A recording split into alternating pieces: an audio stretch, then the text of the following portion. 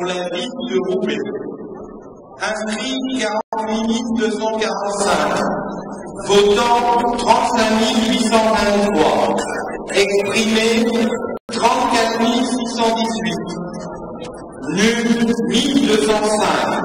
Ça fait une participation au taux de 74,25%.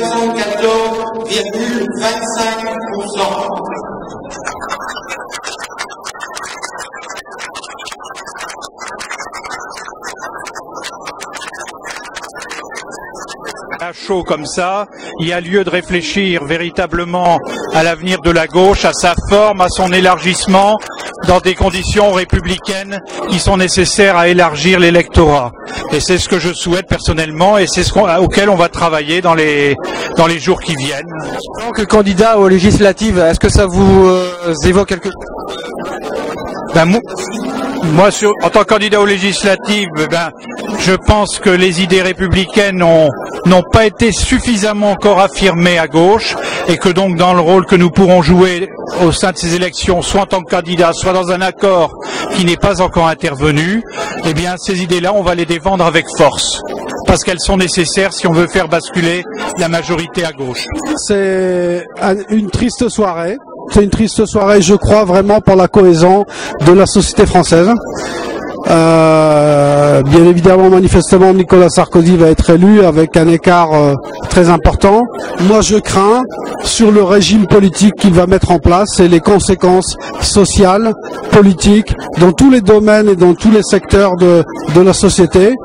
Et vraiment, je pense qu'il va falloir très certainement, et les prochaines semaines et les prochains mois vont nous montrer, assister à effectivement des mouvements sociaux, de réaction, de résistance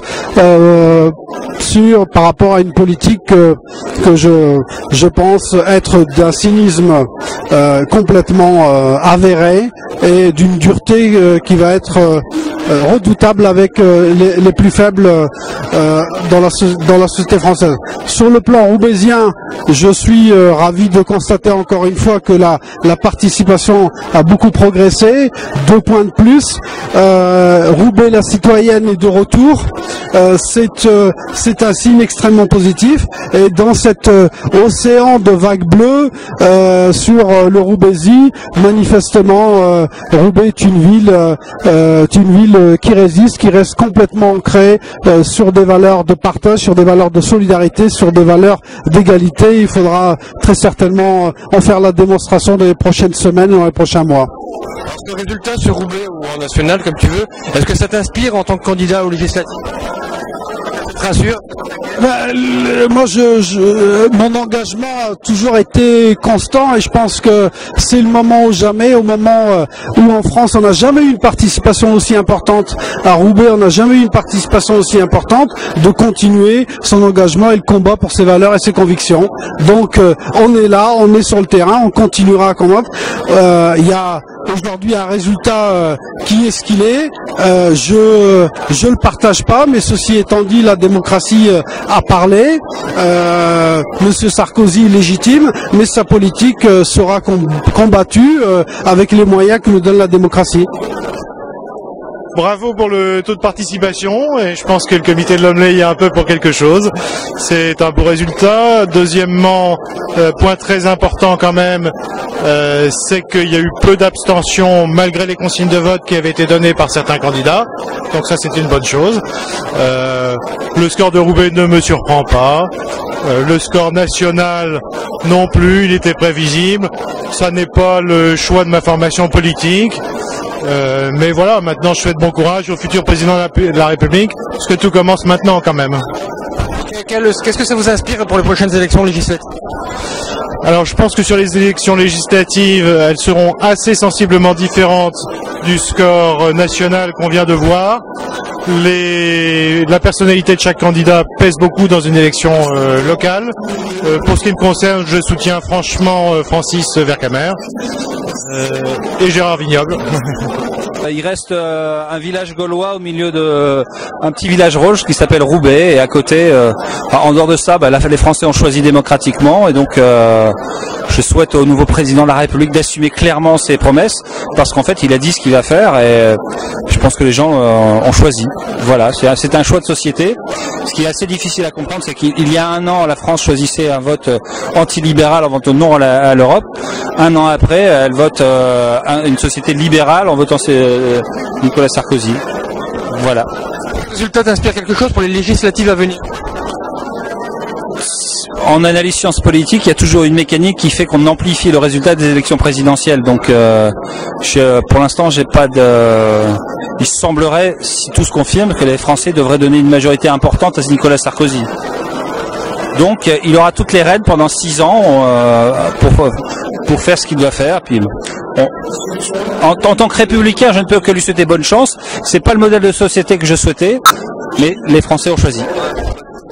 Très heureux que Nicolas Sarkozy soit élu parce que vraiment c'est le président qu'il fallait absolument à la France. En plus c'est une belle élection parce qu'il y a peu d'abstention et il y a un beau score. On va finir certainement vers 54-46 et je pense qu'on est dans une grande dynamique. Sur Roubaix il y a encore du boulot pour nous les UMP, mais quelque part les villes avoisinantes, sur M, sur Croix surtout, sur l'Isle-Nord on est content, même Waterloo où on fait égalité. Donc je pense qu'on est dans une dynamique UMP qui nous fait plaisir nous les élus depuis 1983. Les scores roubaisiens, est-ce que ça vous inspire quelque chose pour les législatives? Oui, c'est-à-dire que sur Roubaix, le 40-60 questionne. Je pense pas qu'on attendait forcément mieux, mais ça questionne par rapport aux autres villes. Et là, on sait très bien d'abord que le candidat Salem Cassette peut réunir parce que c'est le candidat officiel, c'est le candidat, l'homme de cœur, l'homme de courage. Il l'a montré pendant la présidentielle. Donc nous sommes dans une dynamique et on espère qu'on va pouvoir faire quelque chose de bien sur la 7e. Et il y aura aussi toute la logique autour du député sortant Vercamer. Que va faire Vercamer? Ça, c'est un vrai débat aussi. Voilà.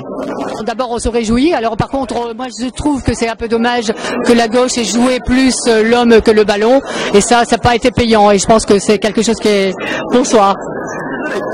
Voilà. Ça, c'est quelque chose... Et en tant que donc l'éventuel candidat aux législatives, qu'est-ce que ça t'inspire ce score? Oui. Sur Roubaix, je pense qu'il faudra aller à la rencontre surtout des jeunes, parce que en faisant les marchés, en allant dans les rues, en collant, on a rencontré énormément de jeunes, et je pense que il faudra vraiment essayer d'aller à leur rencontre, parce que on s'aperçoit qu'ils ont des phrases toutes préparées, mais qui sont, il faut quand même leur expliquer un programme, ce que c'est, leur rentrer dans le détail, les enjeux, etc. Parce qu'ils sont complètement remontés et on les a incités plus à une certaine violence. Je pense que le dialogue, il faut absolument le reprendre auprès des jeunes de Roubaix. Ça, c'est clair. C'est hyper important. Habitants, Madame Becquin, c'est vous qui serez candidate tous, on le saura lundi ou mardi. Mais il y aura certainement un candidat UMP sur la 8e, ça c'est clair. Première réaction, vous avez fait bien votre travail, parce que quand on voit le nombre de votants et qu'on voit la participation, je ne sais pas si vous avez une influence sur toute la France, mais en tout cas, le taux de participation est énorme, c'est bien, parce que ça montre que les gens s'intéressent à nouveau à la politique et essaient de faire bouger la France par leur vote. Et je pense que c'est le principe démocratique qui devrait nous conduire à chaque élection. Deuxième réaction, c'est qu'effectivement le candidat pour lequel je votais a gagné, et donc j'espère qu'il fera ce qu'il a dit, puisqu'il a dit qu'il fera un gouvernement de rassemblement très large, allant de la gauche à la droite. Donc on va attendre voir comment il va proposer ce gouvernement et comment il va diriger la France. C'est le président de tous les Français, il faut respecter la démocratie, il a été élu. Maintenant, allons-y, il faut traiter les problèmes des Français, le chômage, le logement, les difficultés sociales, la discrimination, parce que le président de la République, c'est d'abord celui qui doit traiter les problèmes des Français. En tant que candidat aux législatives, que vous inspire le score sur Roubaix par exemple? Un peu différent. Le score sur Roubaix est un score effectivement très socialiste, très à gauche. Il faut faire attention parce c'est un score national appliqué sur une ville. Il faut voir après l'équation personnelle des candidats sur ce score national. Je pense que le bilan du député sortant que je suis peut effectivement avoir une influence. En plus, la ville est coupée en deux. Il y a deux parties à la ville de Roubaix. Je n'ai pas regardé ce qui était sur la 7e et ce qui était sur la 8e circonscription.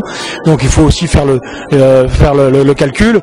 Néanmoins, je pense qu'effectivement, c'est une élection qui sera serrée, pour laquelle nous devrons nous battre pour régler les problèmes des citoyens et non pas pour un parti ou pour un autre, mais pour régler les problèmes des citoyens de Roubaix ou de son agglomération. Bah écoutez, premièrement, une défaite, c'est toujours un moment de tristesse. Deuxièmement, je constate que en France, on réussit à voter sans tenir compte des bilans. On peut avoir un bilan désastreux et on vote quand même majoritairement pour M. Sarkozy. Je trouve ça sidérant sur le plan politique. Donc il faut réfléchir à la manière dont ce résultat a été obtenu. Et puis troisièmement, à Roubaix, la caractéristique, c'est qu'on sait ce que c'est qu'une politique de solidarité. Et la population ne s'y est pas trompée. Les choses sont difficiles, mais très majoritairement, je pense que Roubaix est un exemple sur l'ensemble du territoire national. Comment vous envisagez la prochaine campagne des législatives, compte tenu du résultat sur Roubaix? Eh bien, d'abord, je considère que quand les citoyens font confiance à la gauche, il faut la mériter dans la durée. Ça veut dire qu'il faut continuer à travailler dans le même sens. Et ça veut dire qu'avec Fanny Bullard et Dominique Barr, il y a cet élan et cette démonstration quotidiennement qui doit être faite. C'est le travail quotidien qui démontre que politiquement, on est crédible et on est fiable. Et pour moi, les législatives, c'est des projets, mais c'est aussi ce qu'on a fait pendant des années. Une question, qu'est-ce qui va devenir de la démocratie participative maintenant? Ben, parlons de démocratie participative à Roubaix et certainement en France. Moi, j'observe que à Roubaix, on a fait des progrès très tôt dans le sens de la démocratie participative. Moi, je suis adjoint au maire, je suis aussi maire de quartier et je préside un conseil de quartier et régulièrement, nous avons des échanges sur les principaux problèmes de Roubaix, sur les problèmes qui se posent dans notre quartier et nous échangeons sur les meilleures solutions possibles. Je crois que si en France, notamment à droite, on ne sait pas encore très bien ce que c'est que la démocratie participative, on est plutôt friand de slogans et de publicité. Je crois qu'à gauche, on peut encore faire des progrès dans ce sens-là, mais il y a déjà des gros efforts qui sont faits dans ce sens-là. S'il y avait un message que vous retiendrez de cette campagne, ce serait lequel? C'est la question. Non, je crois que à chaque grand rendez-vous démocratique, les Français mettent beaucoup d'espoir et il se trouve que l'espoir formulé par la droite aujourd'hui, c'est un espoir qui masque un bilan. Donc je crois que le véritable message d'espoir de cette élection, ça devrait être sachons ce qui est réalisé dans le passé pour pouvoir porter l'avenir. Alors d'abord un résultat auquel je m'attendais parce que comme beaucoup j'avais l'œil fixé sur les sondages ou sur les enquêtes d'opinion. À l'heure actuelle on ne connaît pas encore l'écart mais je pense qu'il devrait être de 6 points. Ce qui me laisse néanmoins perplexe, hein, c'est un petit peu le sens de mon intervention tout à l'heure, c'est que au bout du compte, Sarkozy a réussi à faire oublier qu'il est co-responsable des affaires de l'État depuis 2002 et que ce soit sur la montée du chômage, la montée des déficits, sur la montée des atteintes aux personnes, personne ne lui en porte grief. Et donc par une espèce de tour de passe-passe extraordinaire, il a réussi à faire oublier tout ça. Voilà. Maintenant, il y a le résultat roubaisien, qui est, je pense, un très bon résultat, hein, puisque Roubaix se situe parmi le peloton de tête des villes de France ayant apporté leur plus gros suffrage à Ségolène Royal.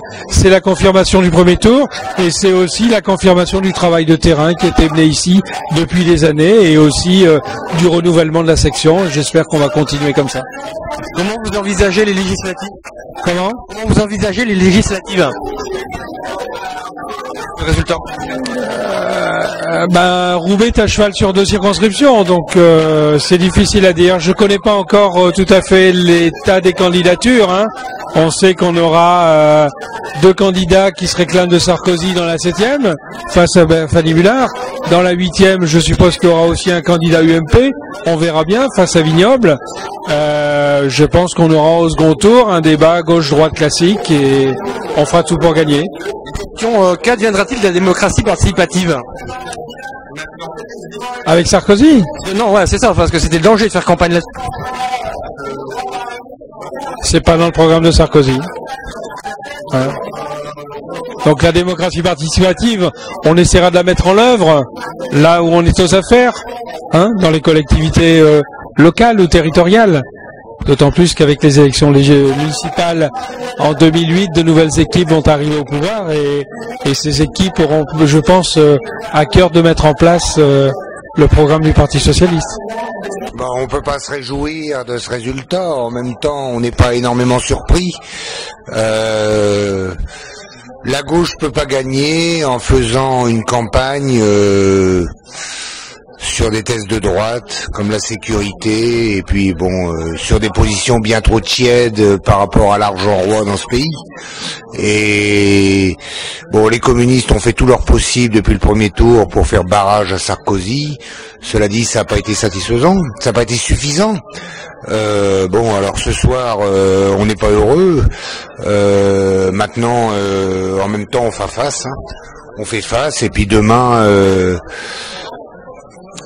tout ce qu'on a posé comme question pendant la campagne électorale, c'est-à-dire la nécessité d'augmenter très sensiblement les salaires, la nécessité de restaurer les services publics, etc., ça reste de l'actualité. Ces idées avec les gens avec lesquels on les a partagées pendant la campagne, quand bien même ils ont voté utile au premier tour en votant Ségolène Royal, elles restent semées dans la population, et ces exigences, nous, on va continuer de les porter. Et là, on va les porter dans l'immédiat, dans la campagne des législatives, pour faire le meilleur score possible aux candidats de Rassemblement antilibéral qu'on va soutenir, quoi. Voilà. La deuxième question, c'est comment vous envisagez la campagne des législatives avec ce résultat du second tour, à la fois local? Des candidatures de Rassemblement antilibéral sur les 125 propositions qui avaient suscité énormément d'espoir durant l'automne. Alors cet espoir, malheureusement, il a été déçu par l'échec de la candidature unique antilibérale. Mais nous, ici à Roubaix, on n'a pas renoncé à ce mouvement et on va continuer à travailler pour lui, quoi. Moi, depuis 15 jours, je suis avec les salariés de chez Plassis, je suis avant tout syndicaliste. Et Plassis, c'est la démonstration flagrante des délocalisations, des pilleurs, de tout ce qui, des méfaits du capitalisme mondial. Mais enfin, en plus que là, malgré tout, les Tchèques, ils ont quand même fait fort, quoi, parce que ils ont pillé quand même les marchés, ils ont pillé quand même pas mal de choses, ils ont leurré quand même les droits des salariés, ils ont tout raboté, quoi, en fait, hein. Alors bon, moi, je me suis toujours située du camp antilibéral, du camp des plus faibles, hein. Moi, je suis une conseillère municipale sur Waterloo, je suis aussi syndicaliste. Bon, moi, je pense que là, on paye aussi le manque de clarté au niveau, et le manque de clarté et le manque de combat unitaire au niveau de la gauche. C'est vrai qu'on peut pas combattre, donner des perspectives et de l'espérance à des perspectives qui sont du camp du libéralisme. Je pense que nous à Roubaix, on essaye quand même de construire, si on se situe au niveau des législatives sur l'antilibéralisme, c'est qu'on a essayé peut-être de surmonter ce qui n'a pas réussi sur un plan national, quoi. Et c'est vrai que même pendant les présidentielles, quand je faisais du porte-à-porte, j'ai des militants qui disaient bon c'est dommage, on n'a pas su. Moi j'ai dit nous dans le coin, on essaye quand même de continuer et puis de réussir. Là je pense qu'on va déboucher sur quelque chose qui tient la route, mais j'espère aussi que ça tiendra la route, si tu veux. Moi je suis très concrète, hein. Je veux pas que des idées, que des stratégies, je veux en même temps qu'il y ait des propositions et qu'il y ait de l'action et qu'on soit sur le terrain. Moi c'est ça, c'est la concordance entre perspective, action et accompagnement avec les gens, c'est ça. D'accord, merci bien.